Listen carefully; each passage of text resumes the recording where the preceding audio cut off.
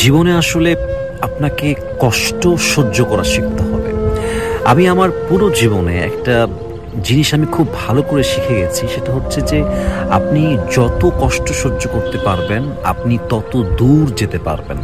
আপনি খুব খেয়াল করবেন যে কিছু মানুষ আমাদের সমাজে আছে যাদের কাছে যত বড় বিপদ আসুক, যত বড় কষ্ট হোক, দেখবেন যে হাসি মুখ, always smiling, always they are okay, they are very comfortable with it. কেন? আপনি বলবেন যে ভাই এত বড় বিপদ আপনি এখনো হাসছেন, আপনার ভিতরে কোনো টেনশন নাই, কোনো কষ্ট নাই, কোনো স্ট্রেস নাই, আপনি ডিপ্রেসড না।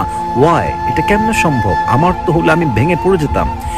দেখেন, এই মানুষগুলো কেন আজকে এত স্থির হতে পেরেছে? কারণ তারা তাদের জীবনে অলরেডি ছোট্ট ছোট্ট বড় বড় বড় বড় অনেক কষ্ট সহ্য করে করে করে করে এই পর্যন্ত আসছে।